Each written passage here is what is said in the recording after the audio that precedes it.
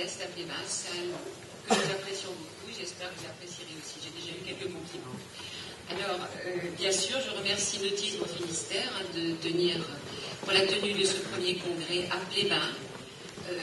Ce choix, eh bien, j'y vois deux raisons principales que je vais développer. Je pense que ce sont celles-là qui ont prévalu à ce choix. D'abord, la situation de Plévin, au centre du Finistère. C'est une commune qui a beaucoup de retombées du fait de cet atout. Hein. C'est une commune, une position centrale. Alors, Plévin, je ne vais pas m'étendre énormément. Je sais que vous avez des travaux à suivre qui vont vous demander un certain temps. Je vais simplement vous dire que Plévin a une population qui avoisine les 4000 habitants. C'est une commune essentiellement rurale qui a un bon développement artisanal, très peu d'économie. Vous êtes passé tout à l'heure à côté de son enclos, hein, qui est remarquable, qui est classé monument historique. Voilà. Alors, dire aussi que nous avons une population scolaire de 1300 élèves à Plévin, ce qui est important pour une commune donc, de 4000 habitants. La deuxième raison, je pense, qui a fait venir ce site pour ce premier congrès, eh bien, c'est que Plévin, situé en centre Finistère, est traversé par le canal de Nantes à Brest. Et donc, nous avons l'Aulne à Plévin sur une distance à peu près de 16 km, ce qui a eh bien, été l'élément déclencheur pour la création d'un club nautique qui date de 1971. Donc, nous avons une petite base nautique à Plévin, au lieu dit Pont-Coblan, qui se trouve à peu près à 5 km de l'endroit où nous sommes là. Alors, ce club, c'est un petit club, mais un club qui est remarquable par ses résultats. Il a à peu près une trentaine de licenciés, donc c'est une activité évidemment loisir, mais aussi une activité de compétition. Et là, je vais me permettre de donner, donc, parce que comme ce club obtient de très bons résultats, donc Coupe du Finistère, championnat de Bretagne, mais aussi sur le circuit national et international, et qu'il a en son sein donc 3 athlètes de haut niveau, je vais me permettre de les nommer parce que je pense que c'est très important et que les personnes donc, des centres nautiques du Finistère, sans doute, ont connaissance de ces noms. Alors nous avons Léa Jamelot qui a 23 ans, qui est en équipe de France. Ses résultats, elle a été 10e sur 200 mètres en Coupe du Monde, 4e sur 500 mètres en championnat du monde universitaire, et elle est actuellement au Pôle France à Rennes. Ensuite, Océane Brindot, qui a 17 ans, qui est également à Rennes, au Pôle Espoir, et elle a décroché la 11e place au championnat de France en 200 mètres et la 13e aux 500 mètres. Son souhait, bien sûr, c'est d'intégrer l'équipe de France junior. Et enfin, ce sera le seul que je citerai, mais il y en a d'autres quand même, enfin, Ronan Bernard, qui est en équipe de France para-canoë. Il est vice-champion du monde et vice-champion d'Europe en para-canoë. C'est vous dire, donc, le beau palmarès pour ce club, ce petit club, je vous ai dit, d'une trentaine à peu près d'adhérents. L'entraîneur ici présent, il est sûrement pour quelque chose, hein, et pour énormément de choses. Il s'investit très très fortement dans son club, et il sait donc transmettre sa passion pour la compétition et pour la confrontation, mais également il sait inculquer donc sa passion du sport nautique aux jeunes, aux scolaires qui sont confiés donc par les établissements de la commune et des communes riveraines de l'Aulne. Voilà. Je viens d'évoquer brièvement Nautisme à Plévin, sur les 16 km de méandre donc, de l'Aulne, à l'intérieur du département, qui est le plus maritime de France. Celui-là, vous allez en parler tout à l'heure, avec ses 1200 km de côte, je crois. Mais les problématiques donc, que vous allez développer au cours de vos travaux, là, eh bien, après avoir noté donc, la différence, là, bien sûr, avec la dimension de notre club, eh bien, ces problématiques nous sont aussi communes, les problématiques telles que l'innovation, la pratique nautique des jeunes, son adaptation aux différents publics, la découverte de l'environnement grâce donc à la pratique nautique, et puis évidemment le développement touristique qui l'induit. Voilà. Donc je vous souhaite de bons travaux, je vous remercie de votre attention.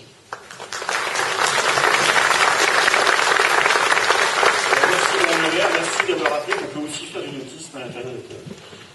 Alors justement, Michael Carnez, vice-président du Conseil général, juste une petite information, il y a une Peugeot 3008 noire AC 582 VV et une Mercedes B180 noire 750 AMB B29 qui gênent. Voilà. C'est pas ma 308 noire. Parce que j'ai 308 noire aussi, je me suis dit, mince. Eh ben. Madame le maire, mesdames et messieurs les élus, permettez-moi d'ailleurs de saluer mes collègues au féminin, preuve que la parité a du bon et qu'au Conseil général on y est très attentif. Mes 3 vice-présidentes sont là. Elles sont au premier rang d'ailleurs, et au deuxième rang, Joël Huon, Marie-France Le Boulge, la conseillère générale du canton, et puis Nicole Ziegler, 3 vice-présidentes de pays. Vous savez que le Conseil général est aussi structuré en pays, que notre organisation est souhaitée ainsi par notre président. Donc nous avons la vice-présidente du pays de Morlaix, la vice-présidente du pays de Centre-Est-Bretagne, la vice-présidente du pays de Cornouailles, et nous excusons Pascal Manet, la vice-présidente du pays de Brest. Mesdames et messieurs, tout d'abord vous dire évidemment mon plaisir d'être avec vous, même si ce moment pour moi sera court. Je le dis, je vais devoir vous quitter. La présidente de Finistère Tourisme m'excusera, mais je dois aller à la Pointe du Raz, où nous recevons aujourd'hui, et depuis hier d'ailleurs, une mission interministérielle qui vient évaluer le label national Grand Site de la Pointe du Raz. Et nous sommes en ce moment en renouvellement, et donc on est auditionné. Voilà. Pour dire tout l'intérêt évidemment de la Pointe du Raz pour nous, pour la Bretagne et la France, et pour pouvoir obtenir ce renouvellement du label. C'est très important évidemment pour notre département, pour son attractivité touristique. Donc je vous demande de bien vouloir excuser ce départ un peu prématuré et excuser aussi l'absence de Sandy Cause, de Finistère Tourisme, sa directrice, qui a elle aussi été réquisitionnée par son président que je suis, mais Chantal Quiriou est là, donc pas de difficulté. Finistère Tourisme sera évidemment très représenté et bien représenté aujourd'hui, notamment au travers de la première table ronde. Vous dire que je pense que c'est une initiative prise par la présidente et toutes les équipes de Finistère Tourisme qui était nécessaire. Vu l'assistance, elle était attendue. Chacun avait ici en tête le fait que de transformer une association en EPIC, ça pouvait poser quelques questions et avoir, je dirais, quelques difficultés. Et donc je crois que la volonté de la présidente de vous retrouver, c'est de vous dire tout simplement que ce n'est pas parce qu'il y a un changement de statut que la dynamique participative et associative doit être oubliée, et qu'évidemment vous êtes partie prenante de Nautisme en Finistère, toutes et tous. Et donc c'est un message extrêmement important que je souhaitais vous adresser, que vous adressera certainement la présidente. Le nautisme, c'est quelque chose d'absolument essentiel, je dirais c'est consubstantiel à notre département, évidemment le Finistère, avec 3 secteurs que vous connaissez bien mieux que nous tous. 3 secteurs qui composent ce qu'on appelle la filière nautique, les activités nautiques, la plaisance, l'industrie, le commerce et les services. Je vous donnerai 2 chiffres, mais qui vont vous rassurer, mais qui vous disent aussi tout le poids de cette filière pour notre département. C'est plus de 3000 emplois, vous le savez évidemment, et 320 millions d'euros. Au moment où on parle beaucoup d'économie, 320 millions d'euros cumulés de chiffre d'affaires, c'est absolument essentiel évidemment pour la bonne santé de notre département. Je serais tenté de dire que ces chiffres, il faut les dire et les redire. Pourquoi ? Parce que je ne suis pas certain, si oui, vous, mais que les Finistériens et les Finistériennes aient totalement conscience de ce qu'est l'importance de la filière nautique pour notre département, et notamment du poids économique qu'elle recouvre. Et je crois qu'il faut absolument marteler un certain nombre de chiffres. D'autres filières ont évidemment une importance et structurent totalement notre département. Réparation, construction navale évidemment, la filière de l'agriculture et de l'agroalimentaire évidemment, le tourisme évidemment, mais le nautisme est une filière extrêmement importante pour notre département. Donc il y a des chiffres qu'il faut marteler, non pas pour nous les dire et nous les redire, mais pour bien dire aux Finistériens, pour qu'ils prennent bien conscience que cette filière est essentielle. Que donc il nous faut contribuer notamment à sa structuration. Une filière avec quelques enjeux, j'en citerai quelques-uns, des enjeux territoriaux, d'aménagement du territoire évidemment et de développement territorial. Ça pouvait être surprenant de venir à Plévin, tout le monde a compris que Plévin est une ville nautique par excellence. Peut-être que certains viennent de l'apprendre, mais je serais tenté de dire que toutes les communes de notre département sont des villes nautiques. Tout le Finistère porte les valeurs du nautisme. Et donc venir à Plévin, c'est évidemment reconnaître aussi cela. On aurait pu être évidemment sur une commune littorale.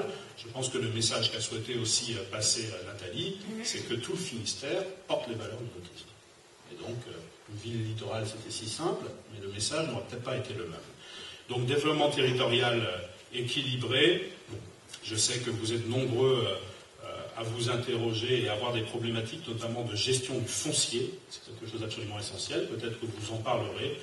Le foncier portuaire, le foncier pour pouvoir développer un certain nombre d'activités économiques. Je lisais mon courrier de ce matin.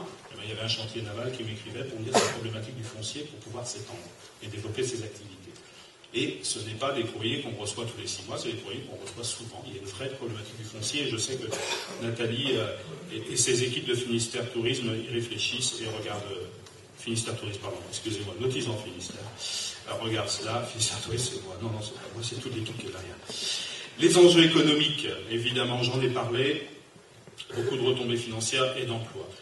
Des enjeux sociaux, parce que les valeurs que nous portons ne sont pas que des valeurs d'économie, ce sont des valeurs de solidarité, de cohésion sociale, de lien social. Et donc évidemment que le nautisme que nous portons n'est pas totalement peut-être le nautisme porté par d'autres départements de France ou d'autres régions de France, je le dis, et le nautisme que nous portons est un nautisme de solidarité. Et moi je tiens à remercier notamment tous les acteurs qui font des efforts vraiment essentiels pour que ce nautisme soit accessible à tous. Je sais qu'il y a des centres nautiques qui sont, je dirais, des faire-valoir, des forces au niveau de la France, pour faire en sorte que notamment les personnes qui souffrent de handicap au pluriel puissent accéder aux pratiques nautiques. Et puis des enjeux de gouvernance, évidemment. Je dirais que ce n'est pas l'essentiel. Quand on a réglé tout le reste, les enjeux de gouvernance, ça se règle a priori assez facilement. Et je serais tenté de dire quand même qu'il y a de vrais sujets dans notre département. Il y en a un qui me non pas qui me préoccupe, mais qui m'occupe beaucoup. Il faut le regarder avec détermination et je crois avec volonté et non pas en résistance. C'est l'enjeu de la mixité pêche-plaisance. Et je sais que c'est un enjeu de débat et de discussion, évidemment. La pêche en Finistère se porte bien. Je le dis aussi parce qu'on peut penser autrement. Certes, notre pêche n'est plus ce qu'elle était en termes de volume, mais elle garde quand même sa première position, la pêche fraîche en France, mais il y a des enjeux évidemment de mixité pêche-plaisance dans beaucoup de nos ports. C'est un enjeu souvent de gouvernance, et je crois que c'est un enjeu absolument essentiel pour l'attractivité économique de notre territoire. Et puis, évidemment, et je crois que c'est ça qui fait la force du nautisme en Finistère, c'est que le nautisme est un acte culturel. Je le dis comme cela, non pas au sens de la culture, mais culturel parce que ça nous est fort. C'est vraiment un art de vivre et je crois que ça n'a jamais été aussi fort. Le Finistère, à une certaine époque, ça peut paraître paradoxal et surprenant, mais a tourné le dos à la mer. Aujourd'hui, on redécouvre évidemment ce que cela permet comme ouverture au monde et surtout d'ouverture aux activités. Et donc, le nautisme est vraiment un art de vivre auquel nous sommes particulièrement attachés. Alors, les enjeux économiques, c'est quand même plus de 500 entreprises dans notre département, ce n'est pas rien. Ce sont des entreprises qui se battent tous les jours. Ce ne sont pas les mêmes entreprises que dans d'autres territoires non plus. Ce sont peut-être, et plus encore, mais ça leur permet peut-être de mieux résister face à la crise, de petites PME et TPE. Elles travaillent peut-être plus sur des marchés de niche, c'est vrai, mais quand on va au salon nautique, et je m'y attache à aller quasiment tous les ans, depuis que je suis vice-président du Conseil général, je peux vous assurer qu'elles n'ont rien envié à certaines autres. Certes, juste à côté, il y a de très gros et très beaux bateaux, c'est vrai, mais nos très petites entreprises et petites et moyennes entreprises ont su gagner des marchés, continuent à en gagner grâce à l'originalité de leurs bateaux et surtout à l'innovation au quotidien qu'elles pratiquent. Et ce que je retiens, moi, de ce salon nautique, à chaque fois que j'en reviens, certes, ce sont des entreprises. Elles sont sur des marchés concurrentiels, mais ce qui fait leur force, c'est le réseau. Et quand elles sont ensemble, au salon nautique, je peux vous assurer que ça pèse et que ça fait parler. Et donc, le nautisme en Finistère, c'est aussi cette capacité, non pas à faire vivre des concurrences, mais à mettre en réseau l'ensemble des acteurs. Vous avez, je crois, un thème de travail autour de votre table ronde, c'est travailler ensemble pour être plus fort.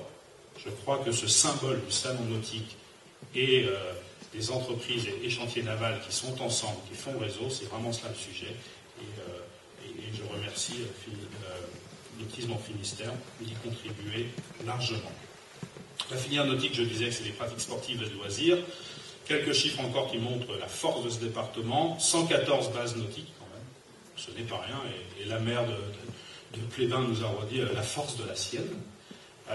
13 ports de plaisance, 370 petits ports, mais c'est surtout 23 000 bateaux accueillis et 425 000 pratiquants. On voit bien que notre département est bien le premier département de France. Je parlais tout à l'heure de la démocratisation croissante du nautisme. Je crois que nous y sommes.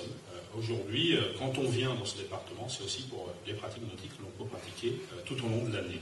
Et vous avez, je crois, une table ronde où vous parlez des tendances, des loisirs. Aujourd'hui, ce qui fait la force de nos centres nautiques, c'est comme les chantiers navals, c'est leur innovation. Et je citerai le stand-up paddle parce qu'on en parle beaucoup. Mais aujourd'hui, quand vous êtes sur une plage du Finistère, simplement pour profiter du soleil et de la mer, vous voyez le stand-up paddle en face de vous tout le temps. Et moi qui fréquente un peu les plages du Plougu et du Quirou, je peux vous dire que ça se pratique fortement. Et donc c'est quelque chose qui a été inventé ici quasiment. Et donc il faut le reconnaître aussi. Alors le Conseil général essaie évidemment de mettre tout cela en musique. C'est le livre bleu du nautisme. Là aussi, nous avons été les premiers. Je crois que ça nous permet toujours d'avoir une marge d'avance, une pagaie d'avance. C'est absolument essentiel. Je sais que la présidente va y travailler, va largement y contribuer, puisqu'il nous faut y revenir. Le livre bleu du nautisme, ça permet de mettre en cohérence tout ce dont je viens de parler. Vous dire sur le troisième thème que vous aurez que je considère effectivement que les ports de plaisance ne sont pas des parkings, loin de là, qu'ils sont des destinations touristiques par excellence, qu'ils ne peuvent tourner le dos à la terre. C'est pas possible. Je dirais qu'un port de plaisance, c'est une entrée majeure pour notre territoire et pour son économie touristique. Aujourd'hui, les ports de plaisance doivent s'ouvrir sur leur arrière-pays et faire force. Et donc, je suis très sensible à cette idée, à cette volonté de faire en sorte que, effectivement, les ports de plaisance puissent offrir tous les services attendus, mais qu'ils puissent s'ouvrir sur les acteurs du territoire, faire sens. Je sais qu'à l'association des ports de plaisance de Bretagne, je salue d'ailleurs son président Patrick Dubois qui est ici présent, qui m'a succédé. Cette question est une question extrêmement importante. Il existe des programmes, je ne sais pas si la Bretagne un jour s'y investira, il s'appelle Odyssea. Bon, je sais qu'à la PPB, on a beaucoup échangé, c'est porté par la Fédération des ports de plaisance, la Fédération française. Je peux vous assurer que l'idée force de ce programme, en tous les cas, moi, me paraît essentielle, c'est effectivement de faire en sorte que nos ports de plaisance ne soient pas des parkings, mais que nos ports de plaisance soient des portes d'entrée pour nos territoires et des forces d'attractivité pour notre économie touristique. Et donc, je sais que vous allez en échanger et en débattre ce matin également. Et enfin, mais je laisserai à Nathalie le soin d'en parler beaucoup mieux que moi parce que c'est elle la spécialiste de ces questions. Je pense que nous avons des choses à dire avec toute la modestie qui sied aux Finistériens, mais aussi avec la force qui est la nôtre. Je pense que notre nautisme peut contribuer de la construction européenne et qu'au moment où on débat beaucoup de ce que sera l'Europe de demain, le TCSG et autres, on parle beaucoup de finances, on parle beaucoup de budget, on parle beaucoup de taxation financière. Ce qui nous motive, c'est l'Europe des citoyens. Et l'Europe des citoyens peut aussi se révéler au travers des pratiques nautiques et des rencontres entre les régions maritimes, périphériques de cette Europe, cette belle Europe, présidée par Jean-Yves Le Drian. Mais ici, nous avons un certain nombre de choses à dire, de valeurs apportées. Et je suis de ceux qui espèrent que le NEA3 fera en sorte qu'il succédera au NEA2 et qu'il contribuera aussi à ce que nous souhaitons au travers du livre bleu du nautisme à venir, encore mieux et plus fortement structurer cette filière qui est extrêmement importante pour nous. Voilà, j'espère ne pas avoir été trop long, m'excuser à nouveau, mais vous dire que le Finistère sans le nautisme, ce ne serait pas le Finistère, et donc le Finistère sans vous n'existerait pas. Merci de votre attention et de votre patience.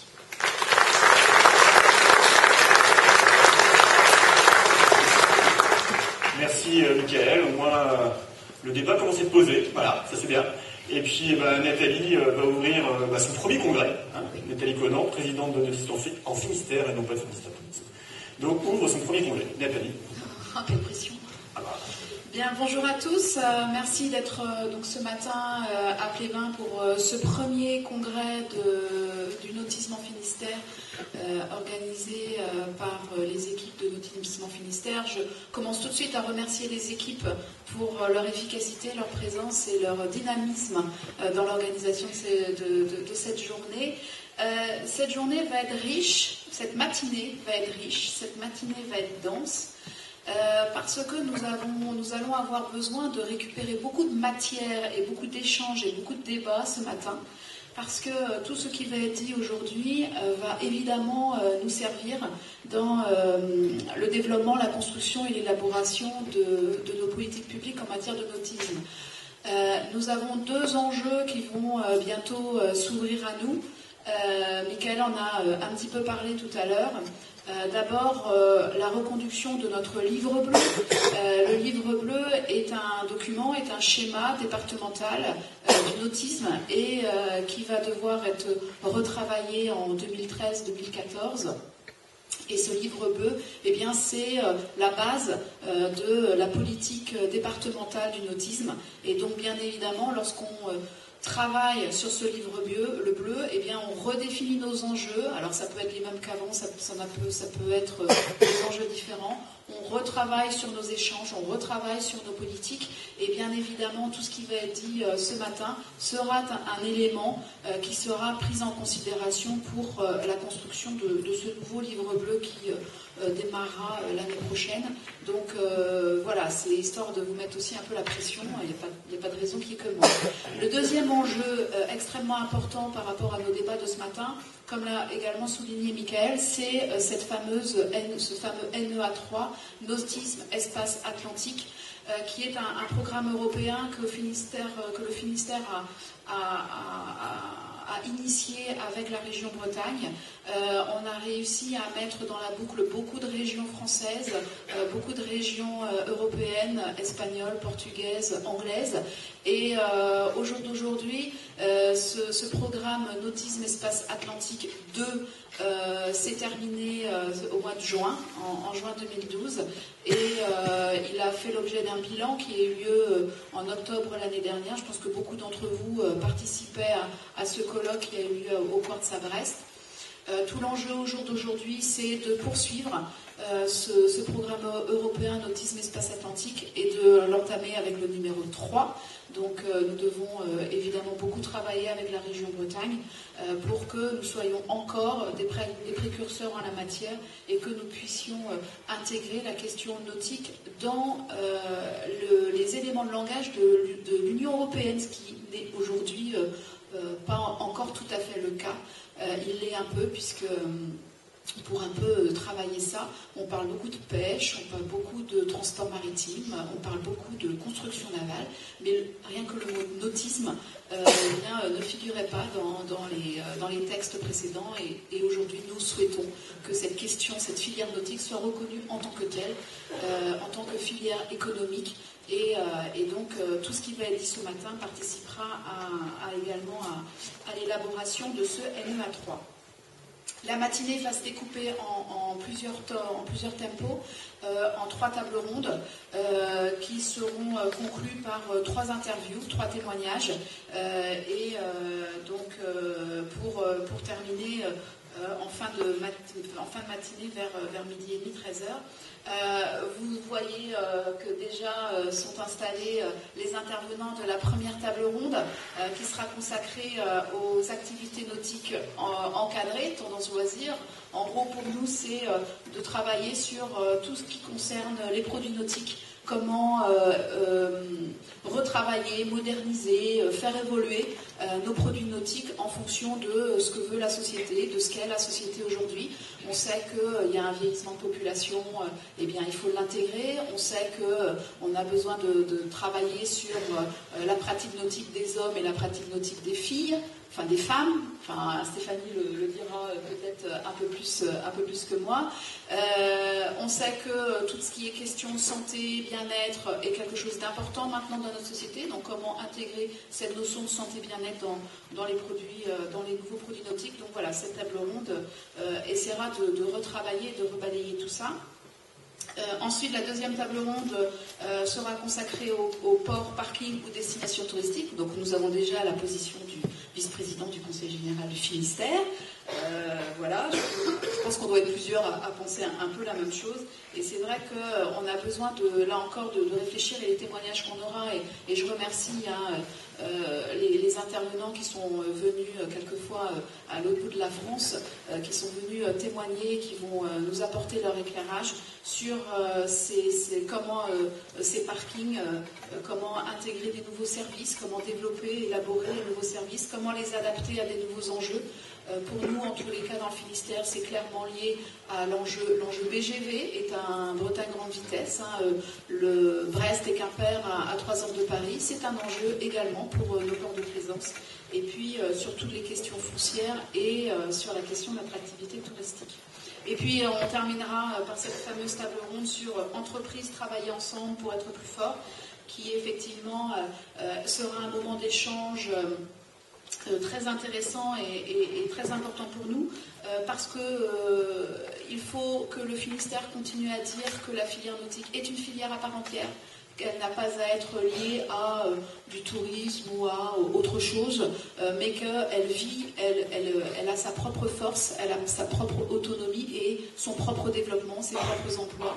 À nous de démontrer aux Finistériens et aux Bretons et ailleurs que les métiers du nautisme, eh bien, ce sont des vrais métiers, que la formation, qu'elle soit initiale ou continue, elle est importante, elle est à développer, et que aujourd'hui, quand on sait que nous avons besoin de rechercher nos emplois, d'augmenter nos emplois, eh bien, ces métiers du nautisme méritent d'être connus et reconnus.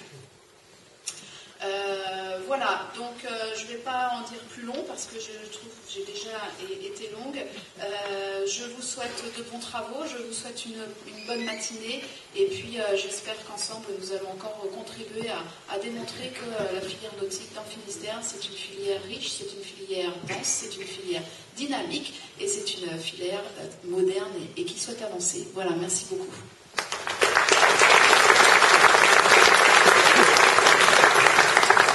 Merci Nathalie, je vous invite à rejoindre la salle, parce que je sais que Nathalie et François Arboulot, qui est le nouveau directeur de Nautisme Finistère, vous allez beaucoup travailler là, vous allez nous écouter pour nous faire une synthèse up to date.